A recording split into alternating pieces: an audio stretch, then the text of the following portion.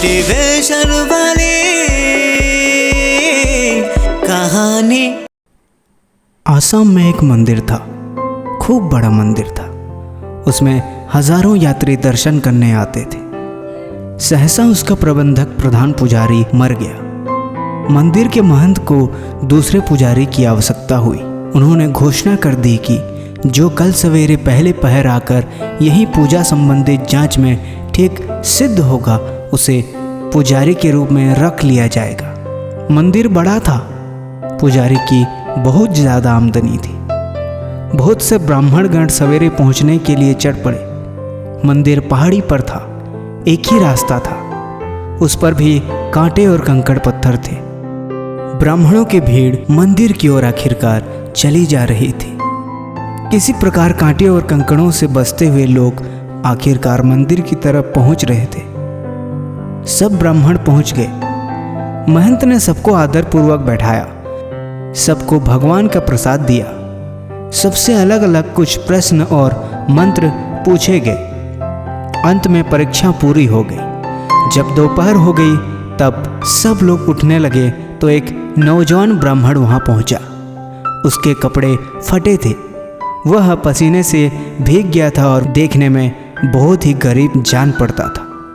महंत ने कहा, तुम बहुत देर से आए हो। वह ब्राह्मण बोला, मैं जानता हूँ, मैं केवल भगवान का दर्शन करके लौट जाऊंगा। महंत उसकी दशा को देखकर दयालु हो गए। बोले, तुम जल्दी क्यों नहीं आए? उसने उत्तर दिया, घर से बहुत जल्दी तो चला था, मगर मंदिर की ओर आते आते रास्ते में बहुत सारे कंकड़ पत्थर थे तो उन्हें हटाते हटाते देर हो गई। महंत ने पूछा, अच्छा तुम्हें पूजा करना आता है?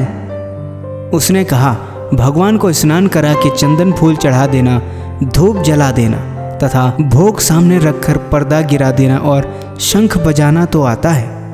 और मंत्र? वह उदास होकर बोला, भगवान से नहाने खाने को कहने के लिए मंत्र भी होता है? यह तो मैं नहीं जानता। सब पंडित हंसने लगे कि यह मूर्ख भी पुजारी बनने आया। महंत ने एक क्षण सोचा और कहा, पुजारी तो तुम बन गए, अब मंत्र सीख लेना, मैं सिखा दूंगा। मुझसे भगवान ने स्वप्न में कहा है कि मुझे मनुष्य चाहिए। क्या हम लोग मनुष्य नहीं हैं? दूसरे पंडितों ने ऐसा पूछा। वे लोग महंत पर नाराज हो रहे थे। इतने पढ़े लिखे विद्वानों के रहते महंत एक ऐसे आदमी को पुजारी बना रहे थे जो मंत्र भी नहीं जानता था।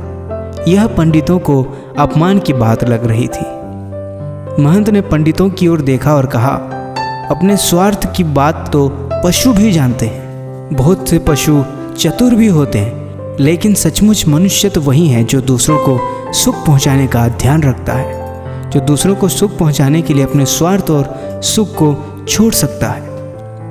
पंडितों का सिर झुक गया। उन लोगों को बड़ी लज्जा आ रही थी। वे धीरे धीरे मंदिर से उठने लगे और भगवान को नमन करके अपने अपने घरों की ओर जाने लगे। तो दोस्तों, इस कहानी से हमें ये सीख मिलती है कि आप मनुष्य तो हैं, लेकिन अगर आप दूसरे लोगों की मदद नहीं कर सकते तो आपका मनुष्य होकर जन्म लेना व्यर्थ के समान है। तो लोगों की मदद करते रहिए, यही मनुष्यता की निशानी है। मुझे पूरा उम्मीद है कि आज की कहानी आप सभी लोगों को बहुत पसंद आई होगी। पसंद आई है तो नीचे कमेंट करके जरूर बताइए। वीडियो को एक लाइक जरूर कर दें और अभी तक आपने चैनल को सब्सक्राइब नहीं किया है तो चैनल को प्लीज सब्सक्राइब कर लीजिए, क्योंकि ऐसी ही बहुत सारी कहानियां आगे भी आने वाली है। तो उसके लिए आपको चैनल सब्सक्राइब करना पड़ेगा और बेल आइकन को भी दबाना पड़ेगा, ताकि आप हर रोज कुछ नया सीख सकें। मैं मिलता हूँ आपको एक और नई कहानी के साथ, एक और नई वीडियो के साथ। तब तक के लिए ख्याल रखिए अपना। नमस्कार।